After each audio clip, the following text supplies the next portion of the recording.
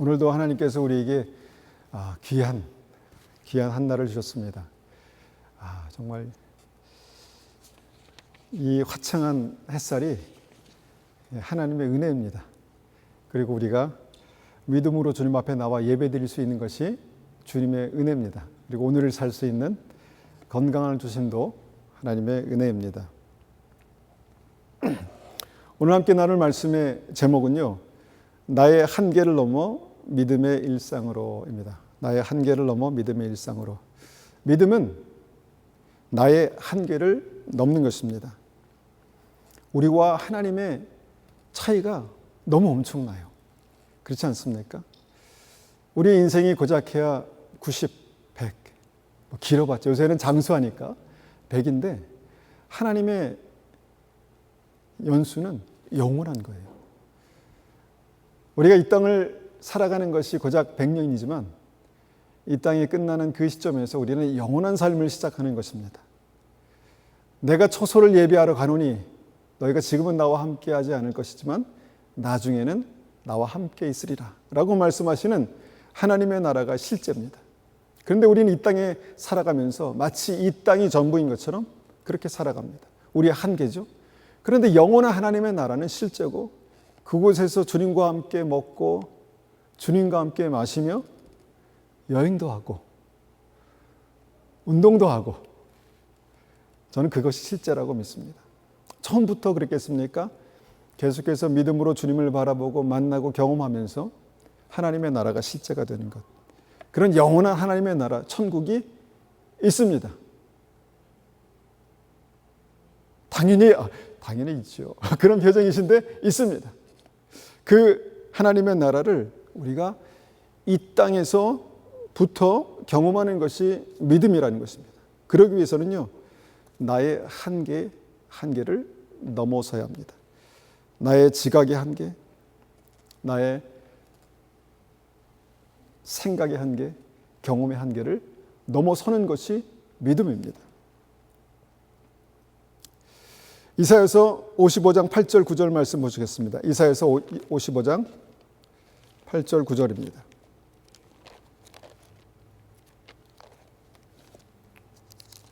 (55장 8절 9절)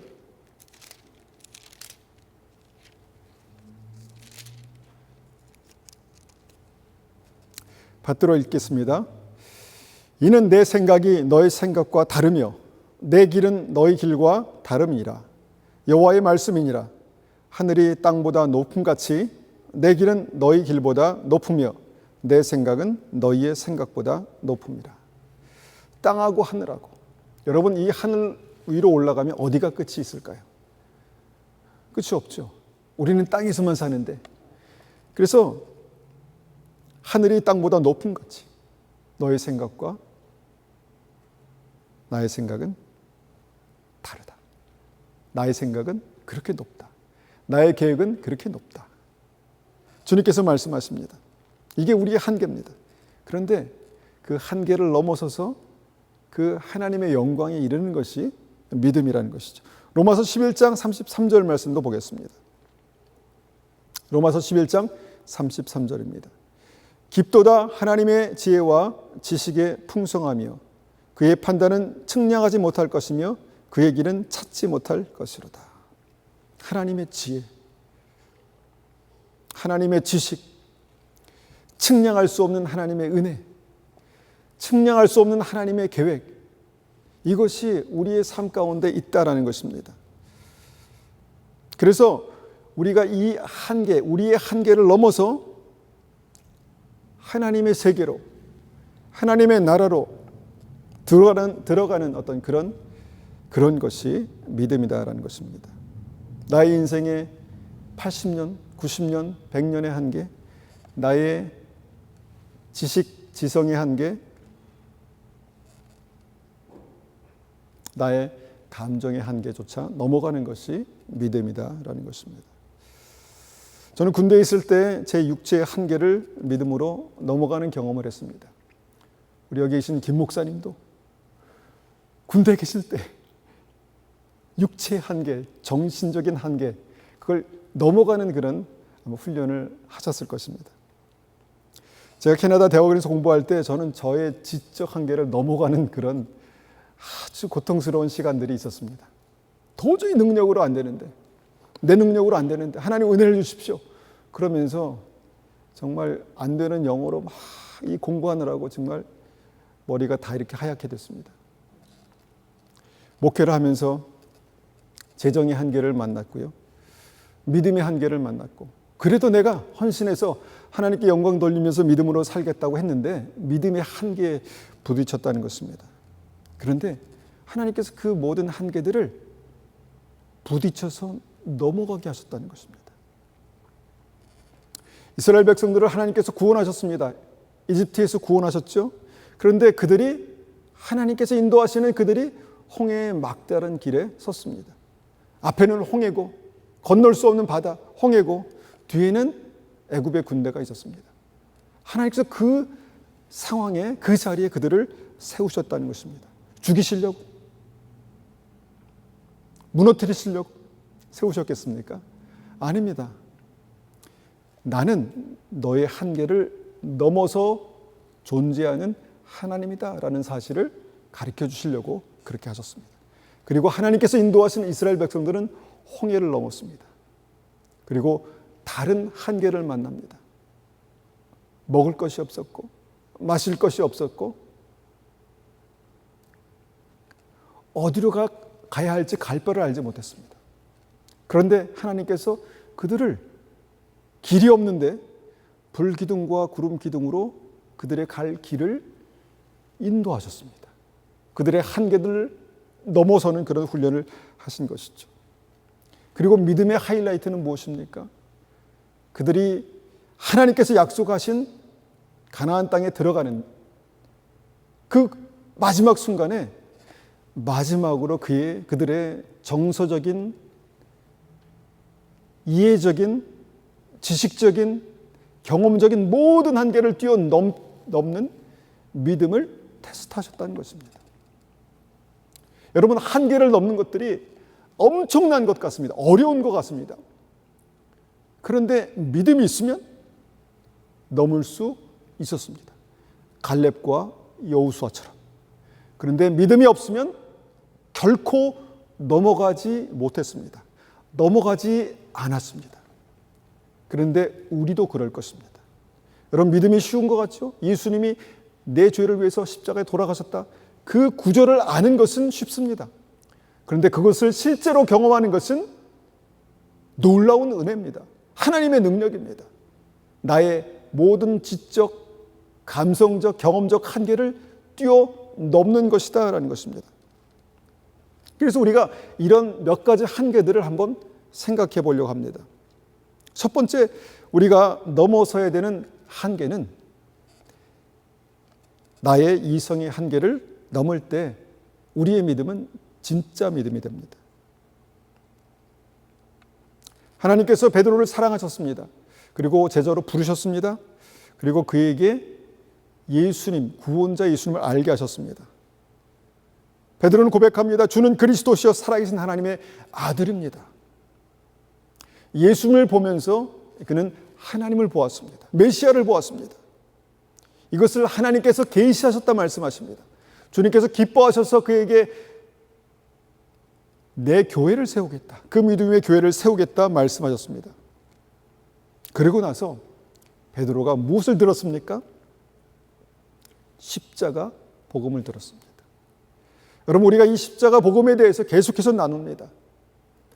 한계에 부딪히는, 뭔가 한계를 경험하는, 그러면서 그 한계를 뚫고 나갈 때, 돌파할 때 그곳에서 부활, 생명을 경험하는, 영생을 경험하는 그 마지막 모멘텀, 한계를 넘어가는 그것이 바로 십자가다라는 것입니다. 예수님께서 십자가에서 돌아가실 것을 말씀하셨습니다. 그리고 3일 만에 부활할 것을 말씀하셨죠. 그런데 베드로의 이 지성이, 이해가 한계에 부딪혔습니다. 예수님께서 돌아가신다고? 나는 그걸 용납할 수 없어. 예수님께서 죽으신다고? 절대로 안 돼. 안 됩니다, 주님. 한계에 부딪혔습니다. 그리고 그 한계에서 마귀의 역사를 만났습니다. 마귀가 베드로를 통해서 예수님을 넘어뜨리려 했습니다. 그리고 그때 예수님께서 그에게 손을 내미셨습니다. 악한 사단아, 내 뒤로 물러가라. 베드로는 한 번도 그것을 경험해 보지 못했지만 그의 생각, 특별히 예수님을 사랑하는 좋은 마음 가운데 역사하는 사단의 역사가 있었음을 베드로 그때 이해한 것이죠. 알아챈 것이죠. 너는 나를 넘어지게 하는구나. 악한 사단아 물러가라 라고 말씀하셨죠. 여러분, 이것은 베드로에게만 있었던 일들이 아닙니다. 우리에게도, 우리가 어떤 믿음의 한계점에서 우리도 쉽게 경험할 수 있는, 나는 믿음이 있는데, 주님을 사랑하는데 내 안에 악한 마귀, 사단이 역사에서 예수님을 넘어뜨리게 할 수 있는 그런 연약한 존재라는 것입니다.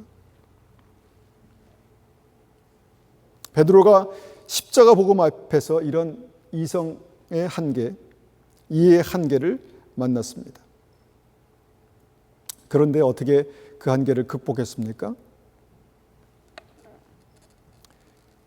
예수님께서 베드로에게 사단아, 내 뒤로 물러가라. 너는 나를 넘어지게 하는 자로다. 이 말씀을 붙들었습니다. 만약에 이것을 붙들지 않았으면 주님 너무하십니다. 어떻게 내가 주님을 사랑하는 마음을 잘 아시면서 나한테 사단이라고 말씀하시고 내가 언제 주님을 넘어뜨리겠습니까? 라고 그렇게 따져 물었을 것입니다.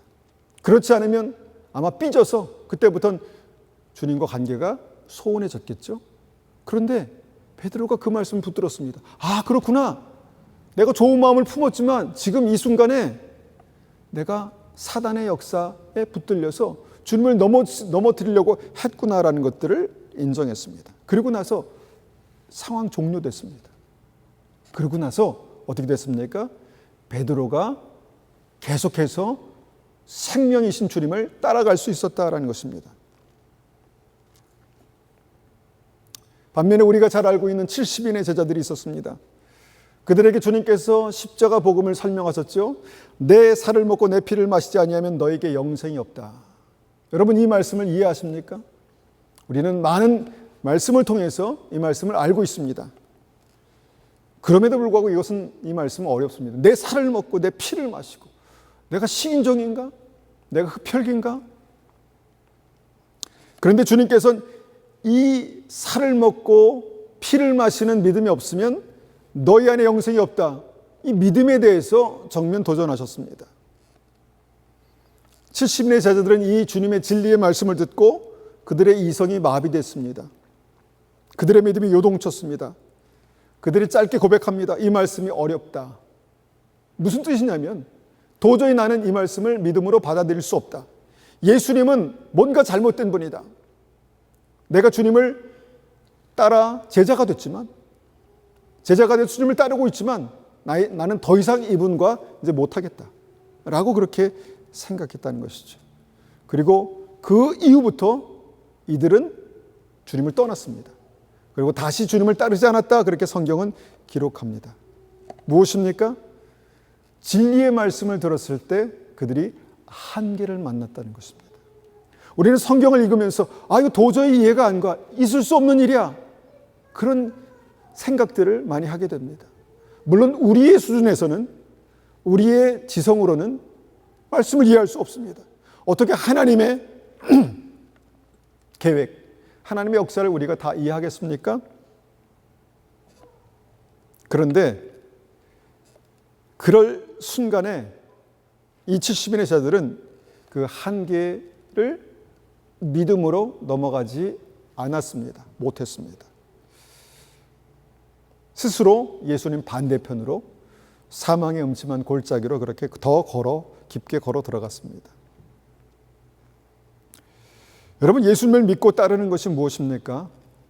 전능하신 하나님을 믿는 것이 무엇입니까? 그분은 그분이고 나는 나, 이런 것입니까? 아니죠. 그분이 내 안에, 내가 그분 안에, 우리가 주님과 하나가 되는 것, 주님께서 내 안에 역사하시는 것, 나의 삶을 인도하시는 것, 주님과 내가 하나가 되는 것, 그것을 믿는 것 아니겠습니까? 주님은 영원하신데 전능하신데 나는 늘 한계 가운데 이렇게 매여 있다면, 그것을 넘어가지 못한다면, 우리의 지성이, 우리의 이해가, 우리의 감성이 그것을 넘어가지 못한다면 나는 그 한계에 매여서 전능하신, 영원하신 아버지가 되신 하나님을 알 수 없는 것입니다. 예수님께서 하루는 돈 한 푼 없는 제자들에게 말씀하십니다.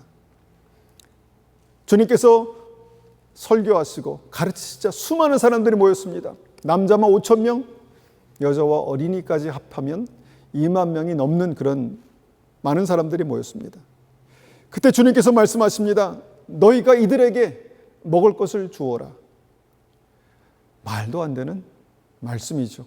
주님의 말씀이지만, 예수님의 말씀이지만 말도 안 되는, 내가 도저히 감당할 수 없는 그 말씀을 하셨다는 것입니다. 나의 이성의 한계를, 나의 상식의 한계를 훨씬 뛰어넘는 말씀을 제자들에게 하셨다는 것입니다. 무게 있게, 심각하게 너희가 먹을 것을 주어라. 그런데 제자들이 어떻게 했습니까? 처음에는 그 한계에 부딪혀서 횡설수설합니다. 이들을 다 먹이려면 엄청난 재정이 있어야 합니다. 엄청난 돈이 있어야 합니다. 제자들은 정말 이성적으로 그 숫자를 헤아리고 밥값을 계산해서 답을 냈습니다. 이것이 우리의 이성입니다. 그리고 이것이 하나님의 말씀 앞에 모순이 되는, 하나님의 말씀이 모순이 되는 순간입니다. 그런데 그때 어떻게 이들이 그 한계를 넘어갑니까? 여기에 보리떡 5개와 물고기 2마리가 있습니다. 라고 믿음을 시작합니다. 정말 겨자씨만 합니다. 여기에 보리떡 5개와 물고기 2마리가 있습니다. 갖다 드립니다. 무언가 주님께서 하시기를 기대합니다. 여러분, 이것이 우리가 믿음으로 우리의 한계를, 이성의 한계를 넘어가는 그 시작이 되는 것입니다. 겨자씨만한 믿음이 있어도 이 산을 들어서 옮기라 명령하면 그렇게 될 것이다 말씀하지 않습니까? 우리는 그 말씀을 들을 때 아무런 감흥이 되지 않습니다. 왜냐하면 우리의 너무나 큰 한계가 그 말씀을 가로막고 있기 때문에 그렇죠. 여러분, 우리가 그 한계를 넘어가면요, 5,000명을 먹이시는 예수님이 계십니다. 내 믿음의 한계를 넘어가면 그곳에 5,000명을 먹이시는 주님의 능력이 그곳에 있다는 것입니다. 우리가 이런 한계들을 가지고 있습니다. 늘 이성적으로 따지고 생각하면서 이치에 맞는 것이 무엇인가를 생각하고, 맞지 않으면 불편하고. 그런데 주님은 항상 어떤 우리의 그 한계들을 넘어가는 그 순간에 하나님의 영광을 나타내신다는 것입니다. 또 우리가 어떤 한계를 만납니까? 감정의 한계를 만납니다. 꼭지가 도는 어떤 상황이 되면 화가 막 폭발해가지고 내 어떤 마음과 삶을 주체하지 못하는 그런 순간을 만나죠. 하나님께서 사울에게 기름 부으셔서 그가 왕이 됐습니다. 전쟁에 나가서 승리했습니다. 그 승리의 기쁨에 여인들이 노래를 부릅니다. 사울이 죽인 자는 천천이고 다윗이 죽인 자는 만만이라네. 굳이 사울과 다윗을 비교하려는 것은 아니었는데 사울이 듣기에는 다윗과 자기를 비교하는 이 백성들의 노래소리를 들었다는 것입니다. 그리고 그 노래가 사울의 감정을 무척 상하게 만들었습니다. 무척 그 감정의 한계를 만난 것이죠. 그 화가 폭발해서 그 순간부터 다윗을 미워하기 시작합니다. 다윗에게 창을 던집니다. 군대를 일으켜서 다윗을 죽이려고, 한 사람 다윗을 죽이려고 끝까지 쫓아다닙니다. 마귀가 역사한 것이죠. 그 감정에는요, 그냥 미움, 분노가 있었던 것이 아니라 그 감정을 통해서 역사하는 마귀가 있었다는 것입니다. 하나님을 경외하는 믿음이 무엇입니까? 예수 그리스도와 함께 십자가에 못 박히는 것입니다. 그러면 주님께서 우리 안에 사시는 것이죠. 사울은요, 이 순간 예수님의 십자가에 자신의 감정을 못 박아야 했습니다. 주님의 말씀에, 하나님의 인도하심에 그의 감정을 십자가에 못 박아야 했지요. 왜냐하면요, 그 감정은 그냥 단순한 감정이 아니라 사울이 왕이 되면서 스스로 높아진 아주 교만한 마음이었습니다. 내가 왕인데 누가 감히, 뭐 이런 마음이 있었다는 것이죠. 교만한 마음이 있었습니다. 그 교만한 마음은요, 아마도 하나님의 자리까지 높아졌을 것 같습니다. 감히 누가, 바로 이 감정을 못 박는다는 것은요, 그 감정의 뿌리, 교만, 자기의 어떤 그 생각, 이것을 십자가에 못 박는 것입니다. 그런데 그렇게 하지 못하면서 그는 점점 더 사망의 음침한 골짜기로 그렇게 들어갔습니다. 하나님께서 기름 부으셔서 왕으로 세우셨는데, 하나님을 예배하고 하나님을 알았던 왕이 점점 더 그 감정의 한계를 넘지 못하고 계속해서 하나님과 반대편으로, 미움과 분노와 살인으로, 그리고 결국은 자살로 그 인생을 끝내버렸던 것입니다. 그래서 믿음은요, 이런 한계를 넘는 것입니다. 반면에 하나님께서 훈련하시고 기름 부으신 다윗에게 이런 일이 있었습니다. 그가 왕으로 있을 때 그 아들 압살롬이 반역을 일으켰습니다. 아들이 아버지를 죽이려고 반역을 일으켰다는 것입니다. 얼마나 화나고 뒤집어지는 그런 순간입니까? 다윗이 신하들과 막 급하게 도망갑니다. 막 도망가고 있을 때 갑자기 저쪽 동산 위에서 시므이라는 듣도 보도 못한 놈이 나타나서 다윗 왕에게 돌을 던지면서 욕하고 저주합니다. 다윗이 지금 어떤 상황입니까? 마음을 추스릴 수 없을 지경의 어떤 그런 절망, 아픔, 고통이 있었던 그런 상황입니다. 그런데 그 상한 다윗의 마음에 정말 소금을 뿌린 것이죠. 이럴 때 사람은요, 정말 분노의 한계를 만날 것 같습니다. 막 뒤집어져서 당장 가서 저놈을 끌고 와, 목을 쳐라 라고 그렇게 말할 것 같습니다. 먼저 그들의 신하가, 다윗의 신하가 반응합니다. 당장 가서 저 인간의 목을 내가 치겠습니다. 명령만 내려주십시오. 이렇게 말합니다. 그때 다윗이 이렇게 말합니다. 사무엘서 16장 11절 보니까, 내 몸에서 난 내 아들도 내 생명을 해하려 하거든 하물며 이 베냐민 사람이야 여호와께서 그에게 명하신 것이니 그가 저주하게 어려도라. 여호와께서 명하신 것이다, 이렇게 말씀하십니다.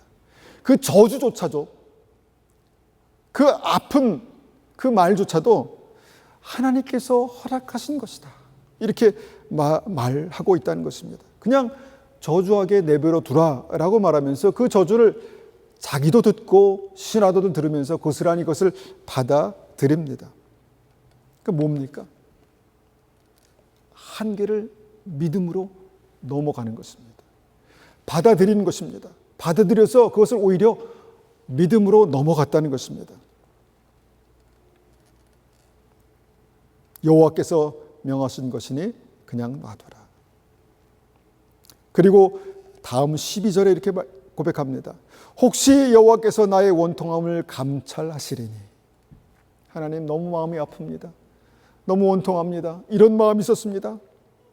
오늘 그 저주 때문에 여호와께서 손으로 내게 갚아주시리라 하고, 내가 이 고난을, 치욕을 통과한 다음에 하나님께서 이 치욕, 고난, 아픔을 손으로 갚아주실 거야. 좋으신 하나님은 나에게 손으로 갚아주시리라 라고 그렇게 고백했다는 것입니다.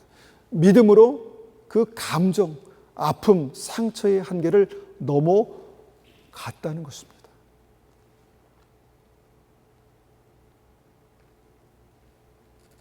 모든 상황에서 그 상황을 주관하시는 하나님을 신뢰하는 것은요, 그냥 마음속에 있는 믿음에서 끝나는 것이 아닙니다. 폭발하는 감정 그 뒤에 살아계신 하나님을 만나는 것입니다.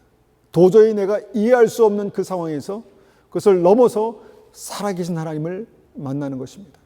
그래서 그것을 넘어가려면 나의 한계를 넘어서는 것이 필요하다라는 것입니다. 마지막으로 믿음은요, 나의 능력의 한계를 넘을 때 진짜 믿음이 됩니다. 아까 이성의 한계를 넘었죠. 감성의 한계를 넘었죠. 그리고 다윗은요, 자신의 능력의 한계도 이미 넘었습니다. 그가 처음에 하나님을 깊이 만났던 장면 여러분 기억하십니까? 블레셋과의 전쟁이 있었을 때 그곳 장군 골리앗이 나와서 하나님을 모욕하고 하나님의 백성들을 저주했습니다. 참을 수가 없었어요. 견딜 수가 없었습니다. 소년이었지만 다윗은 하나님을 욕하는 것, 하나님을 저주하는 것에 대해서 견딜 수 없었다는 것입니다. 근데 다른 사람들은요, 그냥 가만히 있었습니다. 다윗의 믿음은요, 어리지만, 약하지만, 하나님에 대한 그 믿음이 막 끌어올랐습니다. 순간 끌어올렸습니다. 그리고 어떻게 합니까?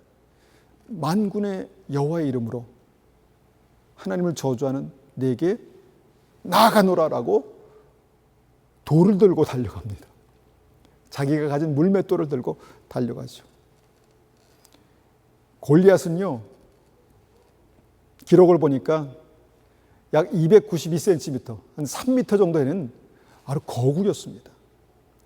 그가 들고 있는 그 이 창은요, 7kg. 그 외에 갑옷과 투구와 단창과 칼을 합치면 정말 어마어마한 그런 핵폭탄 같은 그런 무서운 존재였다는 것입니다.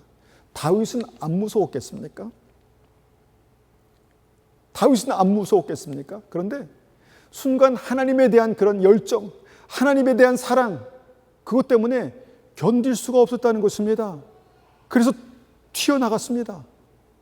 그리고 그 물매를 골리앗을 향해서 던졌는데 그 돌이요, 골리앗의 이마를 관통했습니다.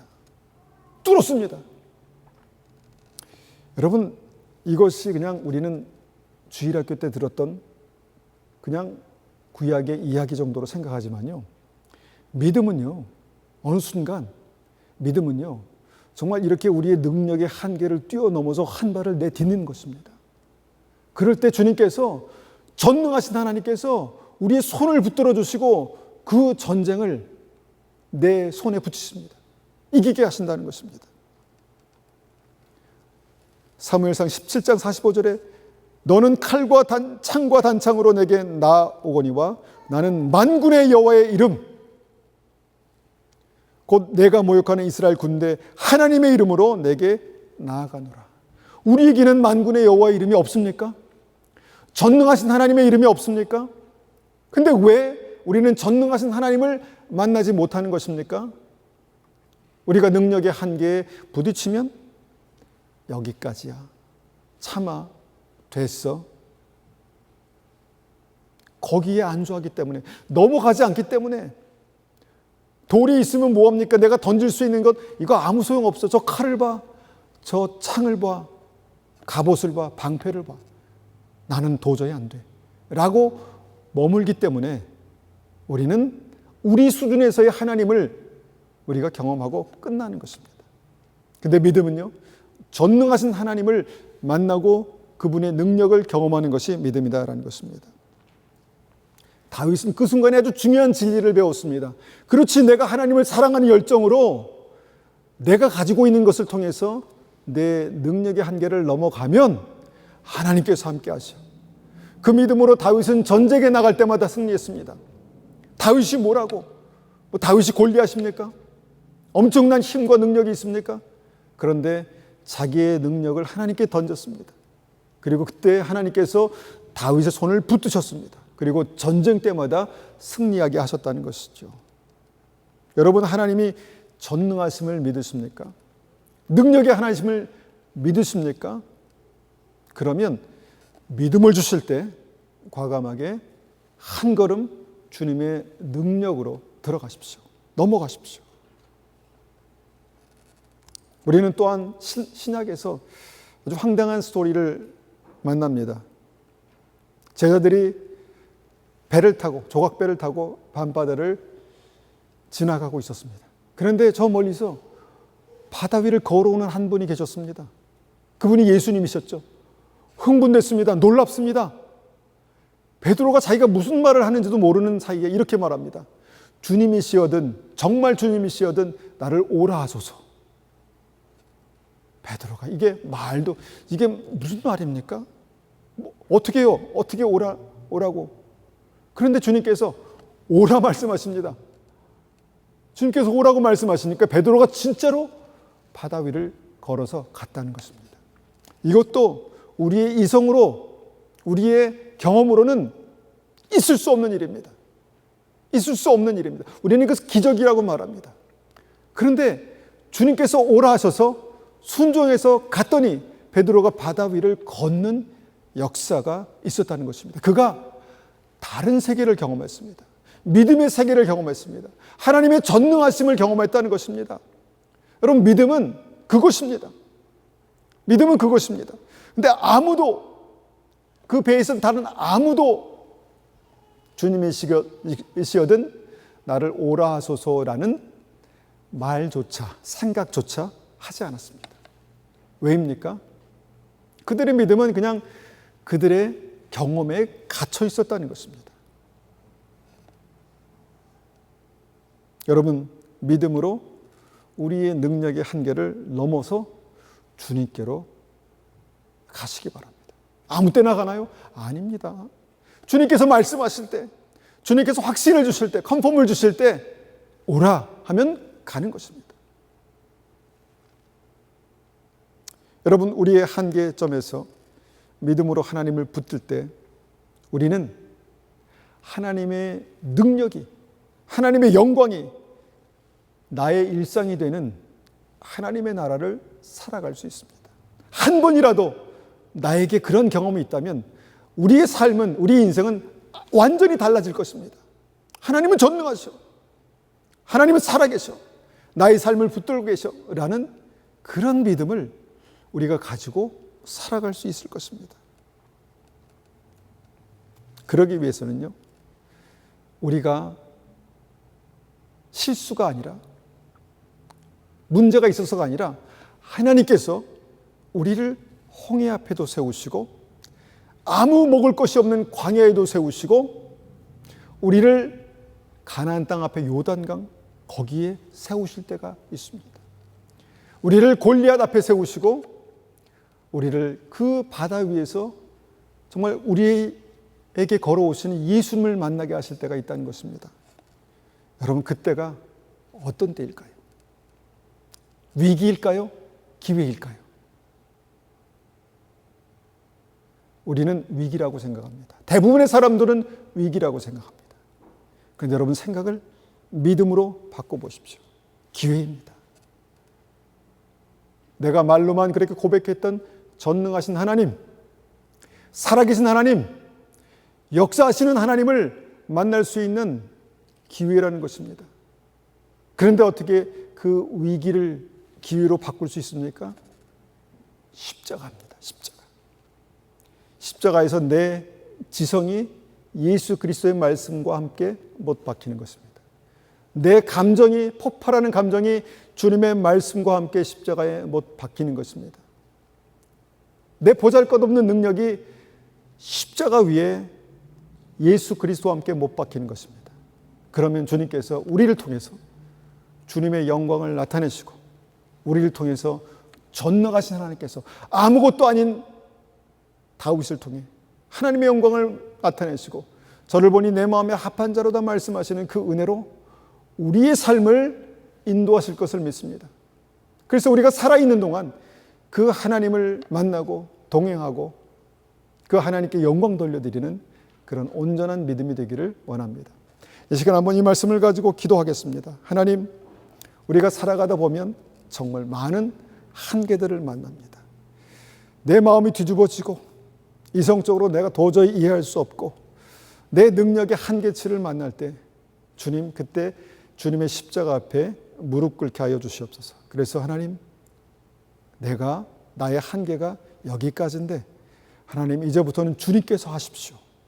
주님 믿음으로 주님께 한 발을 옮길 때 주님께서 나의 발을 붙들어 주십시오. 그래서 주님의 영광의 나라, 하나님의 나라, 하나님의 능력과 지혜와 그 기쁨이 일상이 되는 그 믿음의 나라로 들어가 살게 하여 주십시오. 그렇게 한번 같이 기도하겠습니다. 아버지 하나님 감사합니다. 우리가 이 시간에 이 말씀을 가지고 기도합니다. 하나님 우리는 부족합니다. 연약합니다. 그렇지만 하나님의 말씀이 우리에게 임하였고 주님의 말씀이 우리의 삶 속에 역사하는 것을 믿습니다. 우리에게 영생이 있고 영생을 주셨습니다. 우리에게 영원한 하나님의 나라, 하나님 영원한 하나님의 천국을 살 하나님 그 믿음을 주셨습니다. 하나님 그런데 하나님의 나라가 이 땅에 임하게 해 주십시오라고 기도하라고 가르쳐 주셨던 주님의 말씀을 우리가 듣습니다. 주님의 나라가 이 땅에 주님의 나라가 우리의 삶 가운데 임하는 것이 무엇입니까? 하나님 그것을 우리가 경험하길 원합니다. 하나님의 능력이 우리의 삶 가운데 있고 하나님의 지혜가 우리의 삶 가운데 있고 하나님의 계획이 우리 삶 가운데 역사하는 그 은혜가 우리의 삶 가운데 있기를 원합니다. 아버지 하나님 믿음으로 우리가 우리의 한계, 나의 한계, 보잘것없는 인간의 한계를 만날 때에 말씀하시면 믿음으로 그 한계를 넘어가는 그 은혜가 우리의 삶 가운데 있게 하여 주시옵소서. 하나님 그래서 우리가 믿음으로 전능하신 하나님, 능력의 하나님이라고 고백했던 그 하나님을 우리가 만날 수 있도록 역사하여 주시옵소서. 아버지 하나님, 우리 하나님, 나의 하나님이 어떤 분이십니까? 멀리서 그렇게 바라보며 구경만 하는 그런 하나님입니까? 아버지 하나님, 그분이 나의 하나님이시고 내가 그분 안에 그분께서 내 안에 계시는 그 온전한 믿음, 하나됨을 경험하는 은혜가 있게 도와 주시옵소서. 아버지 하나님 이 시간에 우리를 긍휼히 여겨 주셔서 우리의 믿음 없음을 긍휼히 여겨 주셔서 우리가 다시 한번 온전한 믿음으로 주님께 나아가며 전능하신 주님께서 우리의 아버지가 되심을 날마다 고백하며 그 믿음으로 살아갈 수 있도록 주님 역사하여 주시옵소서. 여기 있는 한 사람 한 사람을 주님께서 사용하셔서 우리가 약할지라도 아무것도 아닌 우리를 통해서 주님의 영광을 드러내시고 그래서 더욱 강력하게 주님께서 살아계심을 우리의 삶을 통해서 그렇게 드러내시옵소서. 나타내시옵소서. 우리의 삶을 통해서 주님의 영광을 나타내시옵소서. 그래서 우리의 삶이 주님 앞에 그렇게 정말 귀하고 또 축복받는 그런 인생이 될 수 있도록 주님 붙들어 주시옵소서.